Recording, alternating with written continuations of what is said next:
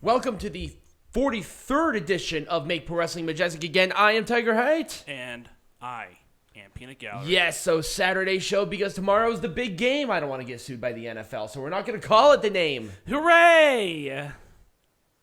Although you're more than welcome to call them by their real name in the comments below. Exactly, but it's the big game. Obviously, we're not going to be doing a show there. We're going to be out, watching the game. Which is kind of where this whole thing came up. We were going to do something different, but Peanut Gallery recommended we talk about the NIL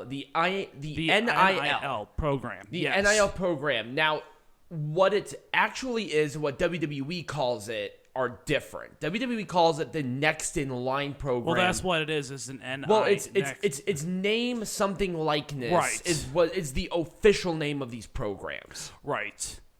So essentially what they're doing, did you want to explain kind of like that? Yeah, let's do a simple explanation as to what the NIL program is. So what it is it's a program that has been instituted by various colleges and universities throughout the country in an effort to help athletes to monetize their name, their image, and their likeness through such things as advertisement campaigns, social media followings, autograph signings, special appearances that are perhaps outside of the realm of sports.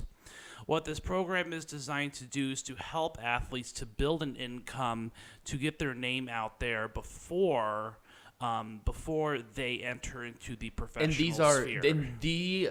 And the people that WWE have signed are like amateur wrestlers, basketball players. They're athletes. They're athletes from outside of the wrestling industry. And I will be doing a brief discussion about that as well because it does tie in. But go ahead. So what the WWE Next in Line program is meant to do is, if you go to the next slide, it kind of provides a general overview of what it's going to do. It's going to provide support for these athletes as they transition from their college lives into a more professional setting. It's basically a guaranteed job for the most part. So student athletes are still expected to attend their school, but while they're undergoing basic training, so to speak. So they are. So what this program, I guess, in WWE's case, is designed to do is to give athletes who participate in this program a way for them to get their foot into the door. To not only train in a professional capacity, but also to receive the lessons that are often associated with WWE training. And this is all voluntary from these athletes, so they are not forced into it, which was a big issue that it was because they're going from one sport to a totally other discipline, and people were concerned that these students were forced. Right. But it's strictly voluntary. These people signed with the company. They signed, so they have contracts with the WWE.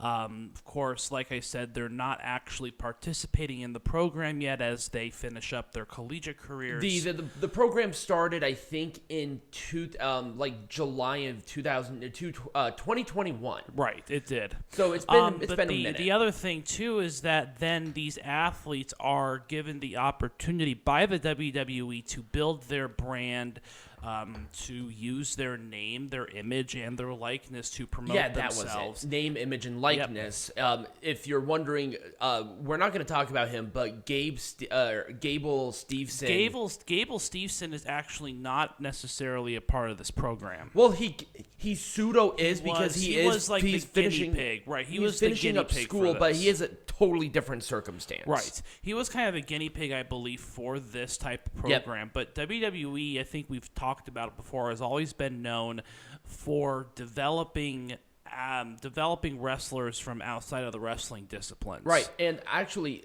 did you want to transition into that? Because I'm actually going to break that down a little bit. Or do you have anything else to talk about? I don't have anything else to really talk about here. I think I did a pretty good job.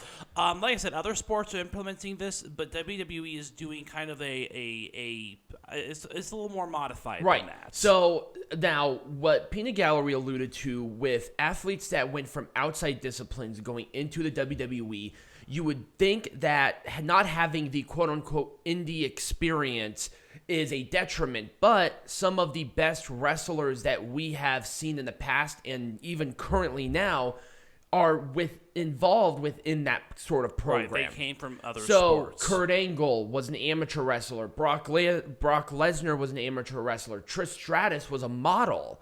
She wasn't even, she had the physical acclimate, but she was modeling at the time that WWE signed her. Bianca Belair, Baron Corbin, a lot of these guys did not come from that indie experience, and you see what has transitioned into that. Not everybody's as successful as those guys, but there are quite a few people who didn't get that indie experience that people say, that's the only way to be successful on the big stage, and that's not necessarily true. No. It's really not. And like I said before, this is a way for WWE to kind of set themselves apart from the competition. This is something they've done for a very long time. Right. And it's something that they intend to capitalize on, especially with the well-developed talent development system that they have in place right now. Right. So as Peanut Gallery said, the Gable Steveson thing, he was not in it, but he pseudo was. There are a bunch of other athletes that have come from sort of that background discipline. I put Ronda Rousey as a somewhat of an example because she came from UFC. But you have Tiffany Stratton, who was a collegiate, I think, gymnast before signing with WWE. You have the Creed brothers, acclaimed amateur wrestlers, I think at the University of Minnesota, if I'm not mistaken. The aforementioned Gable Steveson, Chad Gable, Naomi, Ronda Rousey. A lot of them never had that experience outside of the WWE system, and it's always turned out to be really good. So at first I was a little concerned about WWE doing something like this, but I have confidence that they will do this the right way. Yeah. And the people that they did choose and the signing of them, it's gotten some attention. Yes, here. it has. So there are 15 people that are within this entire thing. And in order to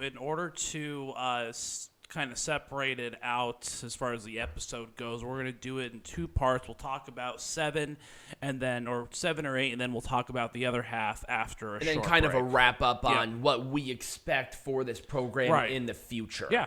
So let's talk about the first guy, Carlos Alvarez. I butchered that immensely. Carlos Aviles. You're gonna hear me butcher a lot of names because I'm really bad with names. Yeah. From Ventura, California. He's 6'6", 305 pounds. Track and field, and he did a lot of like the disc throwing and the shot putter. Yeah, so he was more of the field part of track and field. Right. So I think this guy will have a future. I think he has a look. I saw some of the clips, and he does have a really good personality. He's got the looks. He's also really freaking tall. Yeah, and he's a monster. And you know that WWE likes them big and tall. Right. Now this next one is kind of weird because they're twins. Right. So we're going to talk about both of them, I guess, at the same time. Okay, perfect. The Hannah and Haley Cavinder, I'm going to say that's Cavinder. Right. Cavinder from Gilbert, Arizona. Both of them are 5'6", basketball players from Fresno State University. I think I know why they signed them for, two big reasons. I think so, too. I think they're looking like, I said this before, I think they're looking for Bella Twins 2.0. Basically. I mean, they're the same sport, they're the same height, they look exactly the same. They're also blonde and really attractive, and McMahon loves them blonde and really attractive. Yes. So, there you go. I think they will have a future within it. If they take it seriously, maybe they can get that Bella expectation off of them. Yeah. Because that's not good, and I can already see the fact that they signed both of them, and if they go to WWE in some capacity, it's gonna be hard to get that stigma off of them. So they're kind of behind the 8 ball, but we don't know too much about it. But this is the twin one, and this was the one I was most curious about for a number of reasons. So 3. So this is AJ Ferrari from Dallas, Texas. He's 6 foot, 200 pounds, Oklahoma State University wrestler. Okay. I couldn't find too much information about them, but generally when it's the amateur wrestlers, there's already a discipline within that criterium. Right. And it's something that not a lot of sports also have, but there is like that locker room etiquette that I think amateur and professional wrestling sort of share. Yeah, that's true. So there's always that, and I think he'll be fine, but he's a lot smaller. I mean, what is his height? He's 6 foot 200 pounds. Okay. So he's fairly tall, but he's also very narrow. He's very lean. Yeah. So I think he'll be okay, but at the same time, you got to be a little bit careful with something like that, you know? If they train him right, he could be a good technical.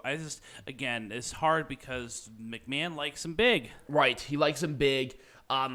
Once again, Kurt Angle really did that differently. Yeah. Where I think just the work ethic and the amount of that. Right. Hopefully they'll be okay with this. Same thing with Gable. Yeah. And it's like there was an expectation with amateur wrestlers because of Kurt Angle and Chad Gable and everything like that. So it's something that we're going to have to be careful about.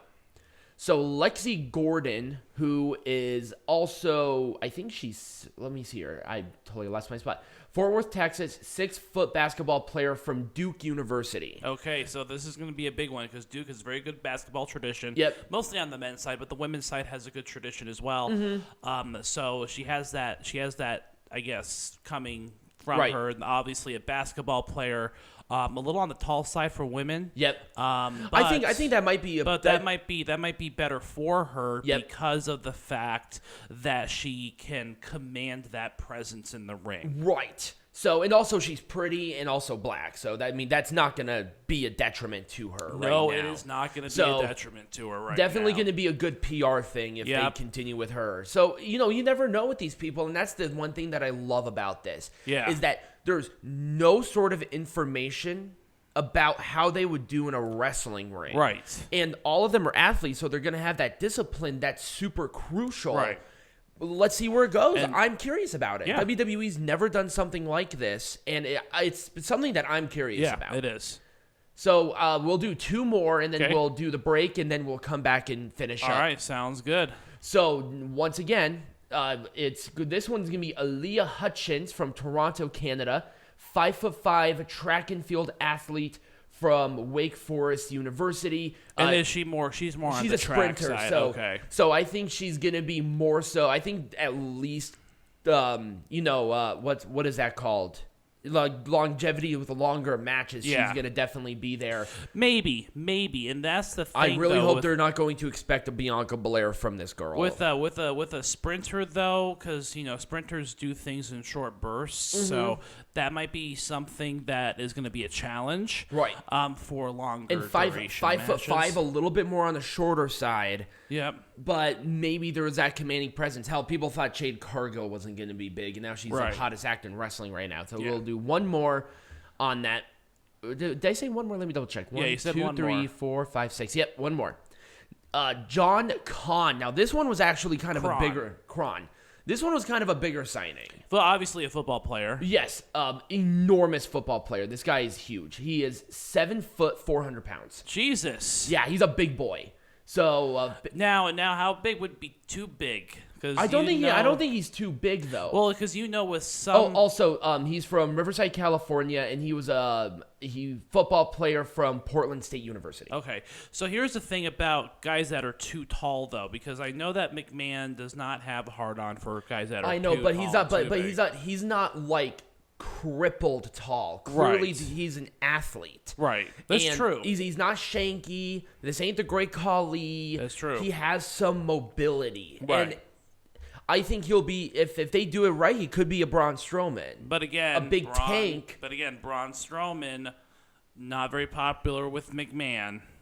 Braun Strowman didn't get the opportunities that he deserved. Right. But hopefully they can at least make up for it. Yeah. You cannot go back to Braun and say that we failed, because I think he'll be okay. We haven't seen Braun Strowman wrestle after that, but we'll see what happens with it. As long as they continue with Kron, it's kind of a double-edged sword with the size and also the weight. The weight is going to be a big factor. If he's like 400 pounds, but he's like, built really well, I don't see a problem, but just don't get him to be too girth eat. Right, and see, that's going to be a challenge. And like I said, I know how WWE was with guys that are that big. Right. They tend not to get those opportunities, so I'm a little nervous about it, but we will see, I guess. Absolutely. So when we come back, we're going to wrap up the final guys and girls of the first WWE NIL and kind of an expectation and seeing where they go with this and what I believe would be a good thing. Yeah. And Peanut Gallery will kind of follow up with that. All right, we are back. So our next person in the WWE NIL is Glenn Logan from Kenner, Louisiana. LA's Louisiana, right? Yeah. Yeah. So he is 6'5", 305-pound football player from LSU. So good height, along with the good body. Weight, coming from a good culture of football tradition. Yep. So he's used to the big crowd. See, that's the other thing too, is that you need to be able to perform in front of crowds. Right. And I think they choose these people because they come from top universities and people have an eye on them already. Yes, exactly. So there's definitely going to be that whole thing of they have to be impressive, they have to have some sort of presence to get WWE's attention to at least kind of get their foot in the door there. So I think Glenn Logan will be okay for the most part. Oh yeah, absolutely. Again, big diversity points here too. Right, big diversity points. Now the next guy.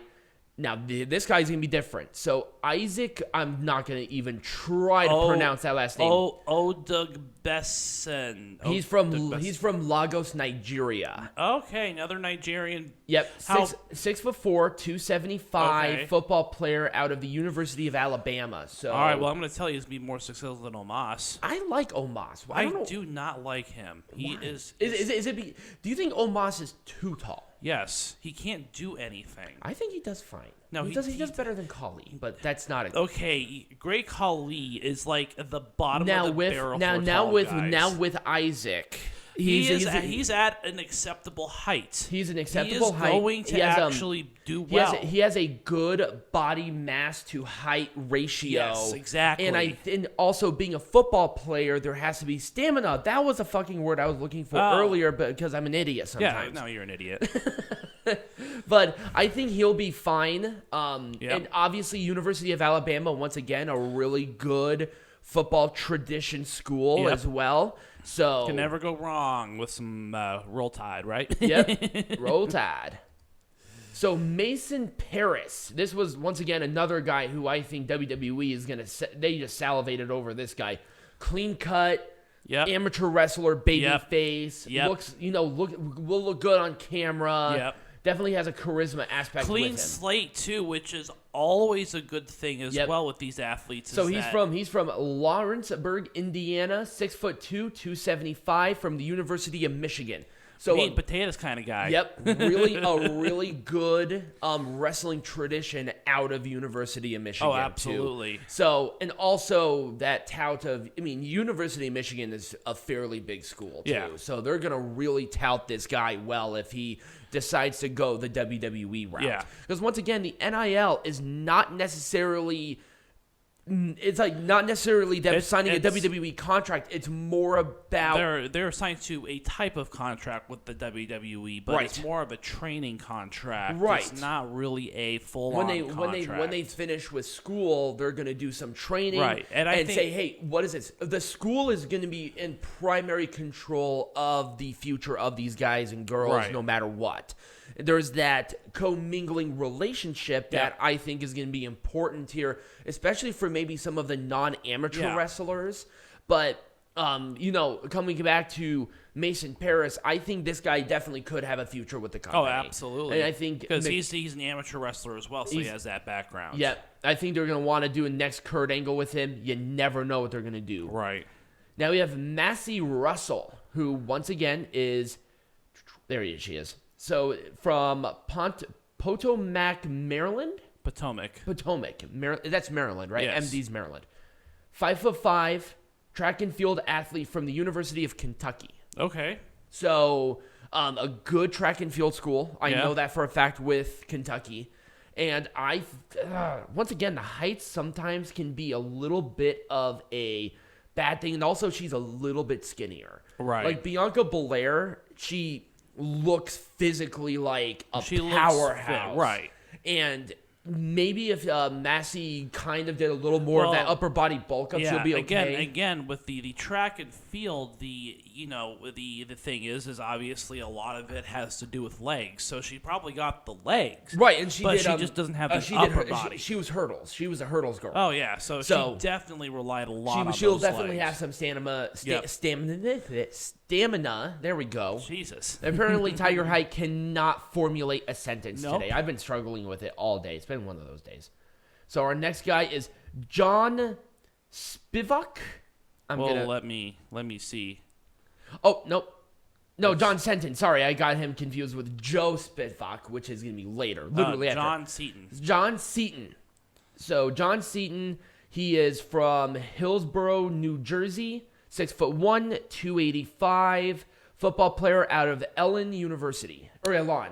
How do you spell? ELON. Oh, yeah, Elon University. Elon University. Okay. I've never heard of the university. I've never heard of it either. Probably a smaller school. Yep. I think a good body mass ratio thing absolutely. there. That's the first thing that came to my mind. I will say one thing. When I saw the picture, he definitely has a presence. Yes. And I think that'll go a long way if he signs with the company. And they really need to get a really good guy with a good presence, like Lesnar or something like that, kind of in that That's ballpark. the first thing that came to my mind, too, was someone like a Brock Lesnar or, something like that. Right.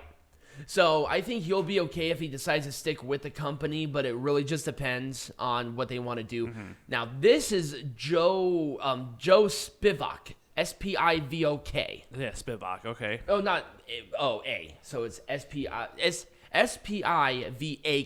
Oh, Spivak. Spivak. And I think you can use it interchangeably, like Danhausen and Donhausen. Same thing. Anyway, I'm trying to justify me speaking poor English despite me doing this for a living. It's kind of insane. Anyway, Lombard, Illinois, 6 foot, 300-pound football player out of Northwestern University. Nice. So, good school. Yep. Definitely a good school. Good football tradition there as well. Yep. The guy has a presence, already a presence about him. Yeah. Very imposing figure. Yeah. Despite him not being one of the tallest guys here, definitely one of them that WWE, I think he was the first one after Gable that they kind of were looking at this. So definitely a good choice. Let's see what they do with it. Knowing WWE, they're going to screw something up. They're going to screw something up, I'm sure. And that's the one thing we need to keep in mind. This is WWE. This is not AEW, NIL. Excuse me. They always back in. I don't know why. So, Dalton Wagner. You need to get rid of that last name right now. It comes with some baggage. Yeah, a little bit. With other guys named Wagner. Yep. Spring Grove, Illinois, 6'9", 330-pound football player out of the University of Arkansas. Okay, I have again. Guy might be a little on the taller and bigger side. I think he's based on the weight, he might be okay because he's not like 400 pounds. He's only 300 pounds, so there might be some mobility there. Right. But so he could theoretically do something if WWE do this right, but it's going to be a detriment. Like 6 foot to 6'5" is almost that sweet spot for the WWE. Absolutely. Right. And if you don't believe me, look at all the people that were world champions. They were all somewhere between 5'11", 6 foot, and then 250 to 300 pounds is something that they really like to look for. There's not a lot of people that are outside of that. That have won the title other than them being extremely charismatic. Right. So Dalton Wagner is definitely going to be an interesting look and see what he does. Yeah. But it's really going to depend on how they're going to do this. Yes. And finally, we have the last girl, Riley White. She is from Hoover, Alabama. Okay. ALA is Alabama, right? Yeah. Yes. I'm really good at that. 5'6", track and field athlete from the University of Alabama. So, once again, a good school. Definitely a standout athlete. I do remember that from her. And I think a really good height for a female. Once again, if female is 5'5" to... 5'10", 5'11", just under 6 foot usually. Yeah. If they're over 6 foot, they're... It's going to be hard. It's going to be hard to kind of get on that bandwagon there for WWE, but I think she'll be okay. Once again, the women don't necessarily need to have the weight. They don't have the weight listed here. That's not usually a factor unless they're on the extreme end. Right, like Dewdrop. Right. Or, whatever. But I think she'll be okay for the most part. Definitely, I think she'll definitely be good for media. And that's the one thing as well that we need to keep in mind, too. With these faces, with these people, you need to think media as well. Because one part of the NIL and WWE in general is being good in front of cameras. Right. And, like Roman Reigns, they promote him so much because not only is he good and he's, the jerk-off sesh, but also he's, he's a handsome guy. Right. He's a guy that looks good on camera. Right. So, that's something that you always have to take I know that Mothership likes to see him on camera. Yeah, she definitely does. So, that was the last athlete with this inaugural class of the WWE NIL. Okay. So, definitely some ups and downs. There's definitely potential with all of them if they're booked correctly. Yeah. So, WWE's going to screw up, I will say, at least 80% of them. Yeah. If they sign with them. Well, now hold on here for just a second. I know, I'm being really cynical. Well, I know, but let's talk about, because they're going into the WWE system. I think that WWE tends to treat people better if they were born and raised in the system.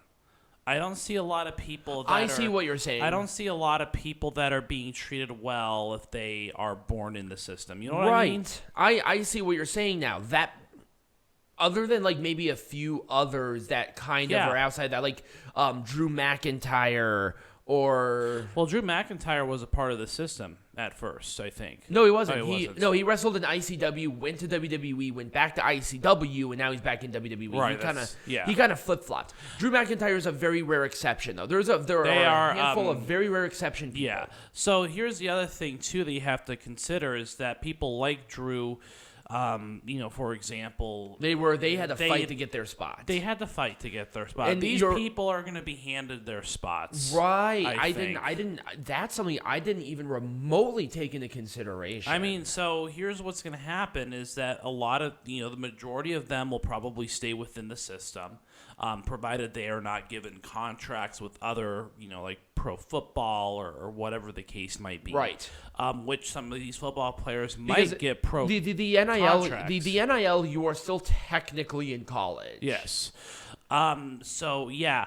And they're not given an automatic WWE contract, but what's going to happen is they probably are going to go to go through all the training processes. We'll probably see the vast majority of these people in NXT probably within the next couple of years. Oh, absolutely. And provide the program is successful, which knowing WWE's history, I think that it will be successful. I think so too. They're going to just keep pushing more athletes because WWE's direction is to now go outside of the wrestling industry. But once again, that's not for talent. But I hate saying this, but that's not necessarily a bad thing. No, it's not. We have a great deal of success with stuff like that, and that WWE's market is not pro wrestlers. No, it's not. And pro wrestling fans, they're the athletes. They're an entertainment company. And given with some of the stuff within NXT that I've seen so far, like I said, with your Tiffany Strattons and your Creed brothers, some of the gimmicks might be shit. But Tiffany Stratton, for example, is she's really taking this well. Her gimmick just sucks. No, of course. And that's really just the only thing that's wrong. Yeah. She's trying to do her best, but once again, she's a taller fitness model, so she has kind of that presence already, and she has the athleticism to go. And then you have Bianca Belair, who is another great example. Right. Kind of took it in stride. Bodybuilder, the track and field athlete, the track and field standout, and kind of put her all into this company. So, right. And that's the one thing that at least I have to say with these guys. If you really want to be taken seriously by WWE, literally put 110% into it, because you're not going to succeed without it. Right. And here's, and then like I said, the WWE has always been known for fielding people from other sports and putting them through a developmental system, kind of kind of like the famous class of 2002. It consisted of people like John Cena and Dave Bautista and Shelton Randy Benjamin. Benjamin. Randy Orton was different because he at least had the lineage. Well, he did, but he went through the same program. Like Braun Breaker had the lineage, but he went through the same program. He did not go anywhere else. He went right from the NFL to WWE. Yeah, exactly. So WWE's always been known to train athletes from other sports. Now, what makes this a little bit different is that these are collegiate athletes. These are not professionals. Right. So they're moving in a direction that's more towards the collegiate side, which is a good and a bad thing, I think. I think it's more of a positive than it is a negative. I think it's more of a positive. However, you have to consider the experience, too. You have to consider the ages of these individuals. Yep. And the problem is that you look at NXT 2.0 right now, and the stars that they have, they're not being received as well as they hoped. And this is probably a different conversation for a different day. Oh, it's 100% a different conversation. But you understand what I'm saying is that they're not being received as well as WWE had hoped. I do. I'll at least say this very briefly because you're right. This could be a totally new episode. But the problem with NXT 2.0 is that the expectation of what NXT is different. Yeah, there's still that black and gold stank on it. Yep. If they just got rid of NXT, the whole property, and did the same exact thing with a totally different name, I think it would be better. Yeah. Because that's what the expectation is for NXT. Black and gold, gritty, because that's at the height of its popularity. Right.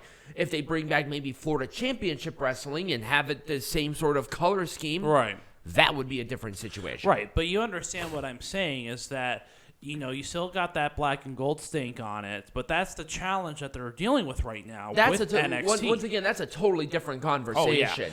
Oh, yeah. And so it's like turning Raw blue. You can't turn Raw blue, right, and switching it over to Thursdays. Right, that's not going to happen. It's Monday Night Raw. It's Friday Night SmackDown. Right. It's always been that way. Right. So, I think that there's a lot of opportunity for a lot of these stars, especially some of the football athletes, some of the, to You never know. Some of the women could be some really good standouts. Knowing WWE, and they put a lot of emphasis in that women's division, it's probably, like, pound for pound, one of the best, just period, athletically. Yeah. Now, booking-wise, totally different story, except for NXT 2.0, which I think has the best women's division out of all of them, period. Right. But that's a different conversation. But, that's different. Yeah, entirely different. I think all of them, if they decide to stick with the WWE system and put their all in, they will be okay. Yeah. I have full confidence that WWE wants to make sure that this class especially is successful. Right, because they want to continue the program. Exactly. I think the people that are going to have the most success coming out of this program are going to be the football players, just because they're used to the workout regimen that a professional wrestler I think requires. The amateur wrestlers will be fine too. I think the amateur wrestlers will to an extent as well. And I think a lot of the women that what they bring to the table is I believe the twins are going to be the most successful out of all of them, just because it's the novelty of twins. Yeah, just because it's twins. Right. And they're also basketball players, so they have that strength and conditioning training. They're used to. They have the stamina, that sort of thing too. So that's something to consider as well. Right. And also consider, how they are going to look in the spotlight as well. And I think, again, the novelty of blonde twins is going to be really successful. Exactly. Football players, they're going to have the athleticism, but they're going to have the bulk too. They're going to have the bulk. They're going to have the height. On camera, though, I guess that remains to be seen because they're not used to that as much as others. But the NIL program is designed to enhance that and make that transition more successful. We'll kind of see where it goes. Yeah. So, I mean, I don't know how many they plan on signing per year, per class, but, there's obviously plenty of schools. There are plenty of things, and if this class is successful, there's going to be a lot of universities, a lot of colleges that want to jump on the WWE NIL. And I think we should talk a little bit about Gable Steveson as well. He was already offered a WWE contract. Right. Well, because he was the Olympic gold medalist. Right. Like a prospect from University of Minnesota. Right. So, I mean, how successful is he going to be? Gabe's brother is already wrestling, right? At 205 Live right now. Oh, he is. That's right. They're being very meticulous about that because they want to make sure that Gable's happy. Yeah. You don't know with Gable. I right. mean, he's definitely tall. He'll be okay. I think WWE is going to make sure of it. Yeah, but being offered a full-time contract on it's a brand, lot. It's a little risky. They're throwing the dice in there definitely with him. You never know what they're going to do, though. But yeah, the future is these stars, at least in the WWE system. Yep. So I think we're good to go. So if you guys enjoyed this video, let us know within this system who you think will be the most successful and how you think WWE is going to be doing this NIL program as well. Yeah, I'm very curious because there's not a lot of information on it. Right, and also other NILs that do exist are based around non-scripted sports. Yes, this is a scripted. This is something that's never been done before. No, it hasn't. So this is going to be a very interesting NIL from the word go, and we just won't know until we start. I think other wrestling companies are looking at this too. Exactly, I think so too. Yeah. So if you guys did enjoy this, remember to let us know about your thoughts on the NIL and the athletes they chose and who you think will be the most successful in the comments below, wherever you're listening or watching this on. Become a patron as well, and share it with all your friends. And as always, be majestic.